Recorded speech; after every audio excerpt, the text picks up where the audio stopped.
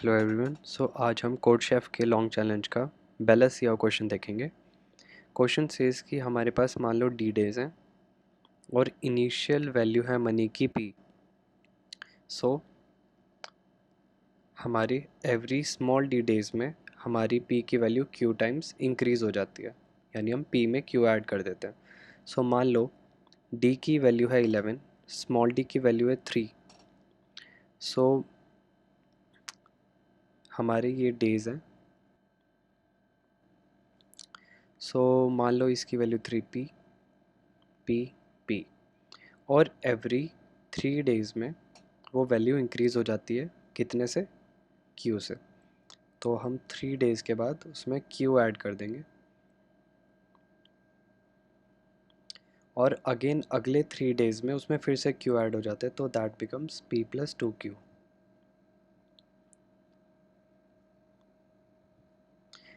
Again 3 days के बाद उसमें क्यू ऐड करेंगे तो that becomes P plus 3q। ये हमारे पास सीरीज़ आ गई। अब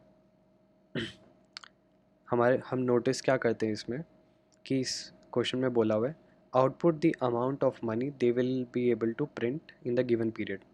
मतलब करना क्या है, बस इस सीरीज़ का हमें सम निकालना है। तो अब ये देखते हैं कि हम इस सीरीज़ का सम निकालेंगे कैसे।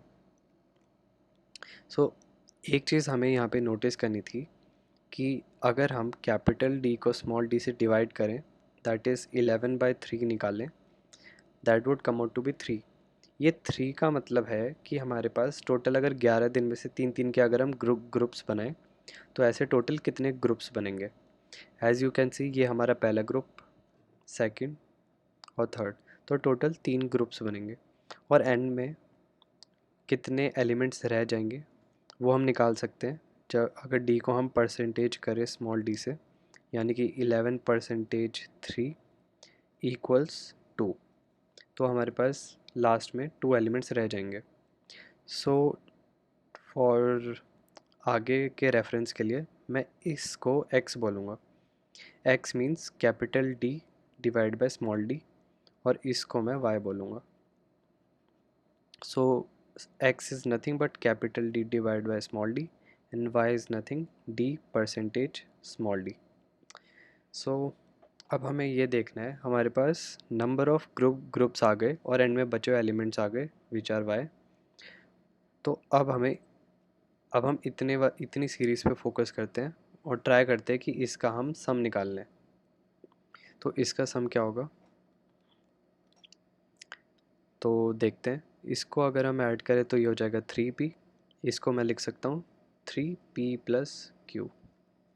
इसको लिख सकता हूँ 3 टाइम्स p प्लस 2q। और अगर मैं इन तीनों को ऐड करूँ that would be 3p plus 3p plus q plus 3p plus 2q। अब यहाँ से अगर मैं 3 कॉमन ले लूँ हमारे पास ये सीरीज़ कुछ ऐसे आ जाएगी एंड p प्लस 2q। अगर हम ध्यान से ऑब्ज़र्व करें तो यह हमारी एक AP सीरीज़ बन रही है और AP सीरीज़ के सम ऑफ AP का फॉर्मूला होता है n/2 multiplied by 2a plus n-1 times d, जहाँ पे n होता है हमारे पास, ये वाला n होता है हमारे पास नंबर ऑफ एलिमेंट्स, हमारी सीरीज़ में कितने एलिमेंट्स हैं, और ये a होता है हमारे पास पहला element, first element of series. ये d होता है कॉमन डिफरेंस, सीरीज़ में कॉमन डिफरेंस क्या है। अगर हम इस AP सीरीज़ की बात करें तो इसका सम हम कैसे निकाल लेंगे, ये होगा n/2। नंबर ऑफ़ टर्म्स कितनी आएगी हमारे पास, नंबर ऑफ़ टर्म्स हमने यहाँ से निकाल ली थी, नंबर ऑफ़ टर्म्स आई थी हमारे पास x, है ना, क्योंकि हमारे पास 3 ग्रुप्स बने थे तो x ग्रुप्स, तो n हो जाएगा हमारा x, तो हम लिखेंगे x divide by 2 times 2a।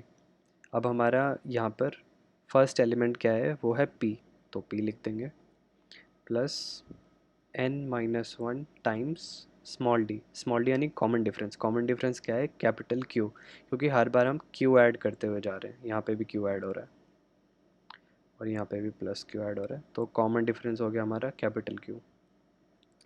अब ये तो आ गई हमारी सीरीज़ की सम, इस सीरीज़ की सम, और ये पूरी सीरीज़ किससे मल्टीप्लाई हो रही है बाहर 3 से, तो हम 3 से भी मल्टीप्लाई कर देंगे। और ये 3 से क्यों मल्टीप्लाई हो रही है, ये 3 है हमारा y, ये 3y क्यों है, क्योंकि ये वाला 3 हम कॉमन ले रहे थे, और क्योंकि हर 3 दिन में हमारी वैल्यू बढ़ रही थी, तो ये भी 3 है, ये भी 3 है, फिर ये भी 3 है, तो 3 कॉमन बाहर आया। तो क्योंकि हर 3 दिन में वैल्यू बढ़ रही थी, 3 दिन में, वो होती स्मॉल डी, तो सॉरी ये y नहीं होगा, ये हो जाएगा स्मॉल डी। तो स्मॉल डी इंटू 3 इंटू ये, और एंड में जो ये वैल्यूज़ हमारी बची हुई थी इनको भी ऐड कर देंगे। कैसे ऐड करेंगे, कितने एलिमेंट्स बचे होते हैं हमारे, y एलिमेंट्स बचे होते हैं, और हर एलिमेंट की वैल्यू क्या होगी वो देख लेते हैं। वो होगी हमारे पास p plus something into Q. वो समथिंग क्या होगा, देखो जैसे यहाँ पर p था सिर्फ, फिर ये p प्लस 1 क्यू हो गया, p प्लस 1 टाइम्स क्यू, ये हो गया p प्लस 2 टाइम्स क्यू, ये हो गया p प्लस 3 टाइम्स क्यू। तो ये 3 हम कैसे निकालेंगे, जितने पहले पीछे ग्रुप्स थे उतना ही ये एलिमेंट हो जाएगा। पहले अगर 3 ग्रुप्स थे तो अब वैल्यू हो जाएगी p प्लस 3q, और नंबर ऑफ ग्रुप्स हमने कहाँ से निकाले थे, वो होता है x, सो ये हो जाएगा p plus x Q. So I hope आपको ये समझ आया होगा, ये हमारा फॉर्मूला हो जाएगा, हमें बस इसकी वैल्यू कैलकुलेट करके प्रिंट कर देनी है, वो हमारा आंसर हो जाएगा। अब मैं आपको एक बार कोड दिखा दूँ, कुछ नहीं करना, उसी फॉर्मूले को यहाँ पे आपको कोड करना है, और इसको जब आप सबमिट करोगे तो आपके टेस्ट सारे पास हो जाएंगे। Alright, see you in next video.